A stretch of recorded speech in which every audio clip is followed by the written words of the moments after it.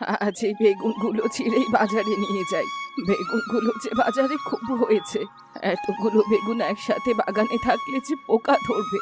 তার চেয়ে বরং সবগুলো বেগুনই বিক্রি করে ফেলি। বেগুনগুলো সব বাজারে নিয়ে বিক্রি করে যে টাকাগুলো পাবো, তাই দিয়ে আজ বড় দেখে একটা রুই মাছ কিনে আনবো। আহা! আজ কতদিন পর রুই মাছ দিয়ে ভাত খাবো। প্রতিদিন তো কোনো না কোনো মাছ খাওয়া হয়, কিন্তু রুই মাছ তো আর খাওয়া হয় না।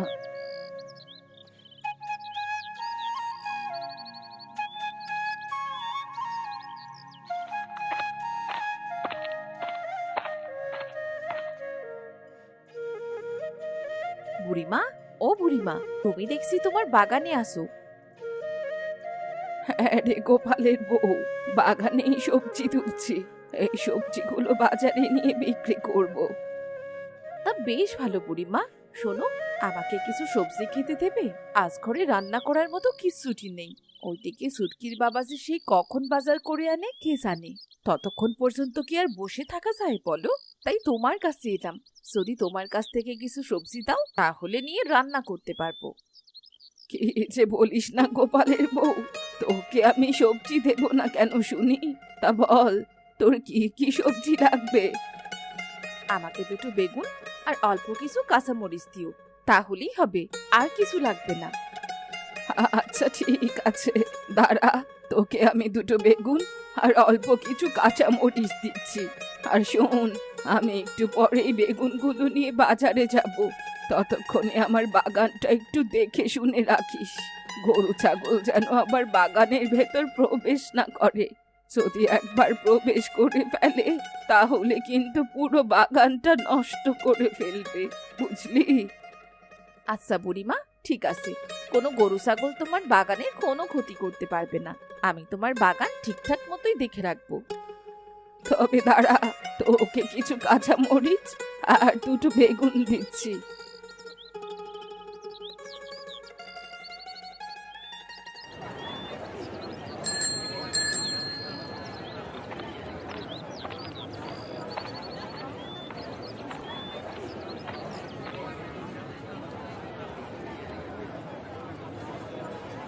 ওই তো, কত সুন্দর সুন্দর মাছ উঠেছে বাজারে।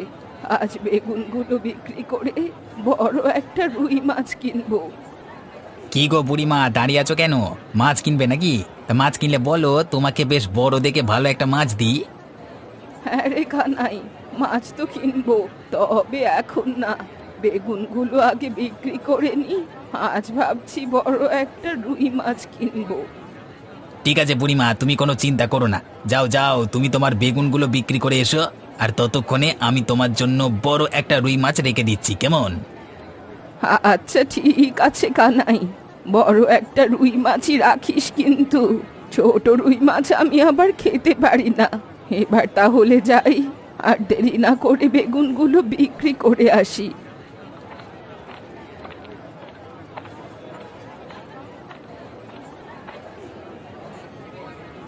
এই বেগুন আছে গো, বেগুন নিয়ে নিন বেগুন। একেবারে টাটকা সবজি বেগুন। আসুন আসুন। এই যে বুড়িমা, তোমার এই বেগুনের দাম কত? দেখে তো বেগুনগুলো বেশ তরতাজাই মনে হচ্ছে।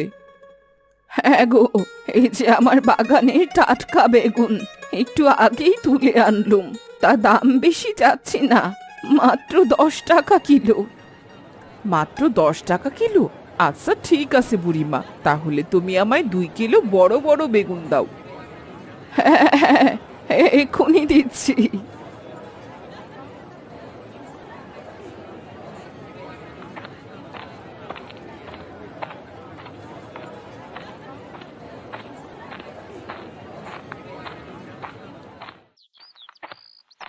বাপ রে বাপ, রুই মাছটা তো বেশ ওজন।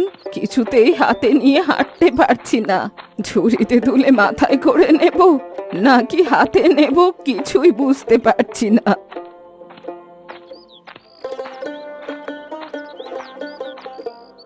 আরে ও বুড়িমা, এত বড় একটা রুই মাছ কত টাকা দিয়ে কিনলে গো?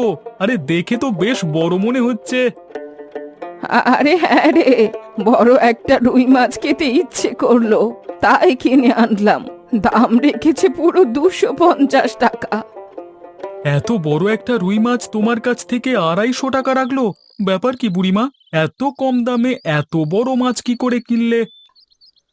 আরে আর বলিস না, মাছের দোকানদার আমার খুব পরিচিত। সব সময় ওর দোকান থেকে মাছ কিনি তো, তাই একটু দামটা কম রেখেছে। তা বেশ ভালোই হয়েছে বুড়িমা। যাও, এবার তাহলে বাড়ি গিয়ে রুই মাছটা রান্না করে একা একা খাও। তবে একা তো তুমি এত বড় একটা মাছ খেতে পারবে না মনে হয়। কে বলেছে খেতে পারবো না? একবেলা দুবেলা করে ঠিক খেতে পারবো, ও নিয়ে তুই ভাবিস না। এবার আমি গেলাম তাহলে। আচ্ছা বুড়িমা, যাও।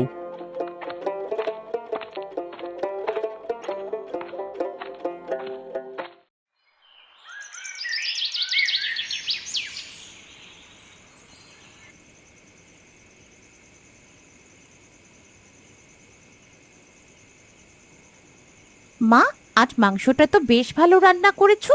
ইস, কি সুন্দর ঘ্রাণ বেরোচ্ছে। ঘ্রাণে যে আমার পেট একেবারে ভরে যাচ্ছে মা। হ্যাঁ রে চুটকি মা, ঘ্রাণ নেওয়ার পাশাপাশি মাংসও খা। আজ তো বাজার করতে দেরি হয়ে গেছিল। মাছের বাজারে গিয়ে দেখি কোনো মাছ নেই। কি আর করবার, শেষ পর্যন্ত মাংসের দোকানে যেতে হলো। সেখান থেকেই 1 কিলো মাংস কিনে বাড়ি ফিরতে হলো, নয়তো তোর মা আমাকে আর আস্ত রাখতো না। আজ তো রাখবো কি করে বলো তো? তোমার প্রতিদিন যে এত দেরি করে বাজার করতে করতে রান্নার সময় চলে যায়, বলে কি আর একটু তাড়াতাড়ি বাজারটা করে আনতে পারো না? তাহলেই তো সময় মতো রান্নাটা করতে পারি।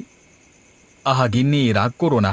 আমি তো চেষ্টা করি কাজটা শেষ করেই বাজারটা করে নিয়ে আসবার, কিন্তু কাজ শেষ হতে যে দেরি হয়ে যায়। হয়েছে হয়েছে, আজ যদি বুড়িমার বাগান থেকে কিছু মরিচ আর বেগুন না আনতাম, তাহলে মেয়েটাকে সারাদিন না খেয়েই কাটাতে হতো।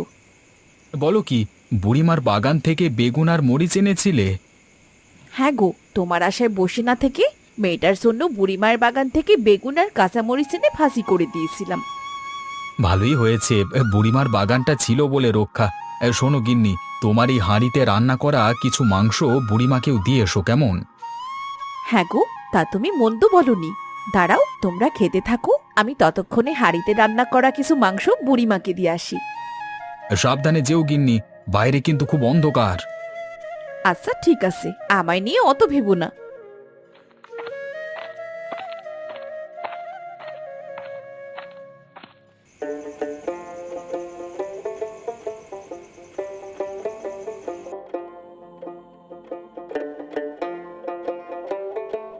না, আজকে রুই মাছটা তো অত মজা লাগছে না।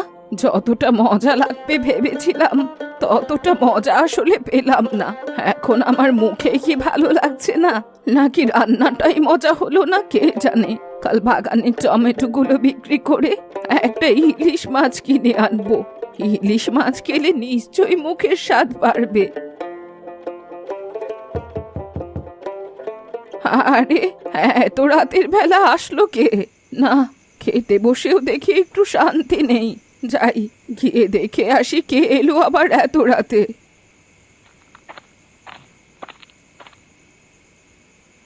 আরে গোপালের বউ যে, তা এত রাতে হঠাৎ তুমি আমার বাড়িতে কেন? কোনো সমস্যা হয়নি তো? আরে না গো বুড়িমা, কোনো সমস্যা হয়নি। তোমার জন্য আমি হাঁড়িতে রান্না করা মাংসটুকু নিয়ে এলাম।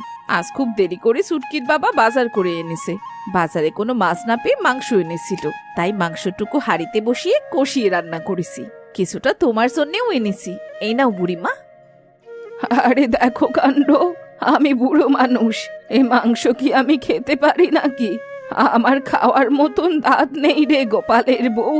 এই মাংস কামড় দিতে গেলে যে আমার দাঁতটাই পুরো ভেঙে যাবে।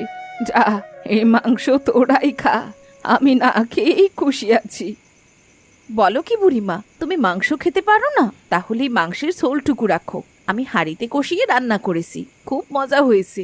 তুমি মাংস না খেয়ে শুধু ঝোল দিয়েই ভাত খেও।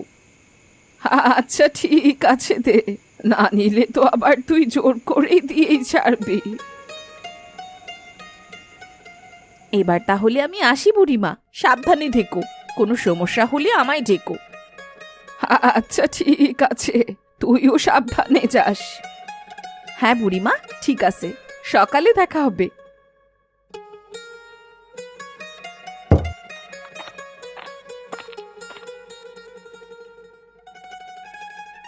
আরে বাহ, কি সুন্দর ঘ্রাণ বেরোচ্ছে মাংসের তরকারি থেকে। গোপালের বউ বলল এই মাংস নাকি হাঁড়িতে কষিয়ে রান্না করেছে। আমি তো চাইলেও এমন হাঁড়িতে কষিয়ে রান্না করতে পারবো না, তবে মাংসের জায়গায় ইলিশ মাছ দিলে একেবারে জমে যাবে। এই তো কাল বাগানের টমেটোগুলো বিক্রি করেই বাজার থেকে ইলিশ আর একটা হাঁড়ি কিনে আনবো। এরপর সেই হাঁড়িতেই ইলিশ কষিয়ে রান্না করে খাবো।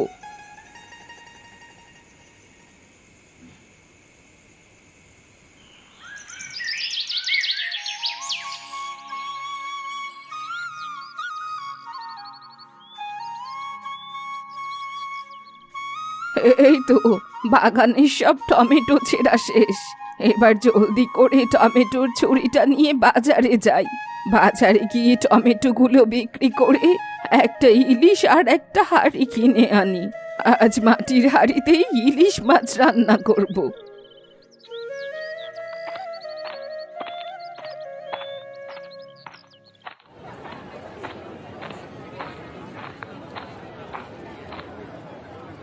কি গো বুড়িমা, আজ কি মাছ রাখবো তোমার জন্য? রুই না কাতলা, বলো কোনটা দেবো? না রে কানাই, এইসব রুই কাতলা মাছ খেতে খেতে মুখটা একেবারে তেতো হয়ে গেছে। এইসব মাছ আমি আর খাবো না। তুই আমার জন্যে বড় দেখে একটা ইলিশ মাছ রাখবি। ভাবছি আজ ইলিশ মাছ খেয়ে মুখের স্বাদটা বাড়াবো, বুঝলি? আমি টমেটোগুলো বিক্রি করে আসছি, যাওয়ার পথে তোর কাছ থেকে বড় একটা ইলিশ মাছ কিনে নিয়ে যাব, কেমন?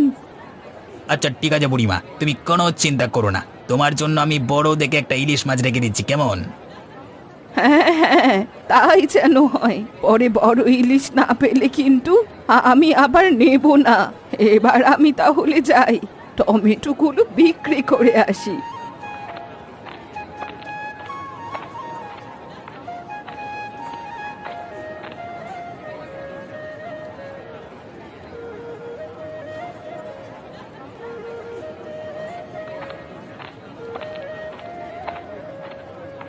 যাক বাবা, অবশেষে আমার সবগুলো টমেটো বিক্রি করা শেষ হলো। এবার কি একটা মাটির হাঁড়ি কিনে আনি। মাটির হাঁড়িতে ইলিশ রান্না করলে যে বেশ মজা লাগবে।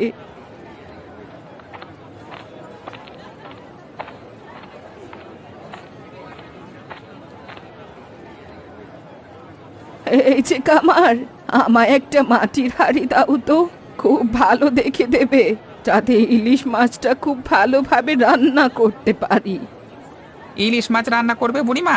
তাহলে মাটির হাঁড়ি কেন নেবে? মাটির ভাঁড় নিয়ে যাও। ইলিশ মাছ রান্না করবার জন্য মাটির ভাঁড় বেশি ভালো। বলিস কি কামার, মাটির ভাঁড়ে বুঝি ইলিশ মাছ রান্না ভালো হয়? হ্যাঁ গো বুড়িমা, তাহলে আর বলছি কি তোমাকে। শোনো বুড়িমা, সবাই তো ইলিশ মাছ রান্না করে মাটির ভাঁড়ে, আর মাটির হাঁড়িতে শুধু ভাত রান্না করে, বুঝলা? আচ্ছা ঠিক আছে, তাহলে তুই আমায় একটা ভালো দেখে মাটির ভাঁড়ি দে। হ্যাঁ বুড়িমা, এখনই দিচ্ছি। এই নাও তোমার মাটির ভাঁড়।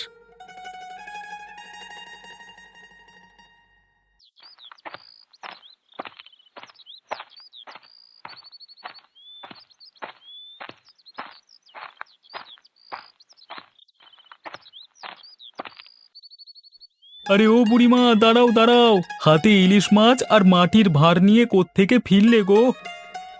আর বলিস না রে, আজ ইলিশ মাছ রান্না করব, তাই বাজার থেকে ইলিশ মাছ আর মাটির ভাঁড় কিনে নিয়ে আসলাম। বলো কি বুড়িমা, তুমি মাটির ভাঁড়ে ইলিশ মাছ রান্না করবে? এটা তো অনেক আগেকার মানুষের একটা জনপ্রিয় খাবার। এই গ্রামের কেউ তো এখন এরকম করে রান্না করে না বললেই চলে। শোনো বুড়িমা, তোমাকে একটা কথা বলি, যদি তুমি মাটির ভাঁড়ে সত্যি সত্যি ইলিশ মাছ রান্না করো, তাহলে আমাকেও একটু খেতে দিও, কেমন? আচ্ছা ঠিক আছে, তুই তাহলে আমার বাড়ি আসিস, তোকেও কিছুটা খেতে দেব। এবার আমি আসি তবে, আমার অনেক তাড়া, বুঝলি? ঠিক আছে বুড়িমা, যাও। আমি কিন্তু সময় মতো মাটির ভাঁড়ের ইলিশ মাছ খেতে তোমার বাড়িতে চলে আসবো, কেমন? আচ্ছা আসিস, কোনো সমস্যা নেই।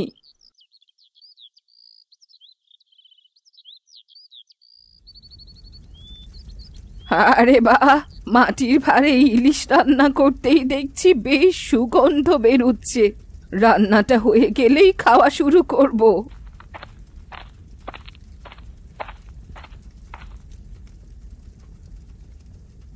আরে ও বুড়িমা, তুমি আজ কি রান্না করছো গো? তোমার হাতের রান্নার ঘ্রাণে একেবারে পুরো গ্রাম ভরে গেছে গো। আর বলিস নে, আজ আমি মাটির ভাঁড়ে ইলিশ রান্না করছি। মাটির ভাঁড়ে আবার ইলিশ মাছ রান্না করছে? বলে কি বুড়িমা, এরকম রান্নার কথা তো আগে কখনো শুনিনি। তাই তো বুড়িমা, এরকম রান্নার কথা তো এই প্রথম শুনলাম। তুমি আবার এরকম রান্না কোথা থেকে শিখলে? এই তো সেদিন তুই মাটির হাঁড়িতে মাংস রান্না করেছিলি, আর তখনই আমার মাথায় চাপলো যে মাটির হাঁড়িতে মাংসের বদলে ইলিশ রান্না করব। যেই ভাবা সেই কাজ, বাজারে গিয়ে একটা ইলিশ মাছ আর মাটির ভাঁড় কিনে এনে রান্না শুরু করে দিলাম। আর তাতেই পুরো গ্রাম তোমার রান্নার খানে একদম ভরে গেল। শোনো বুড়িমা, আজ কিন্তু তোমার হাতের এই রান্না খেয়ে আমরা কোথাও যাচ্ছি না। আচ্ছা ঠিক আছে, তোরা সবাই বস, আমি তোদের মাটির ভাঁড়ে ইলিশ রান্না করে খেতে দিচ্ছি।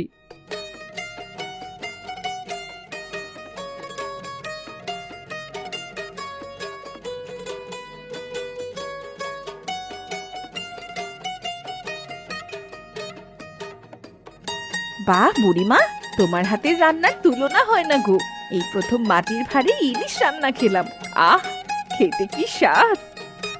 সবসময় মাটির হাঁড়িতে মাংস রান্না খেয়েছি, কিন্তু কখনো মাটির হাঁড়িতে ইলিশ মাছ রান্না খাইনি। ওরে, তোদের মতো আমিও প্রথম মাটির ভাঁড়ে ইলিশ রান্না খাচ্ছি রে।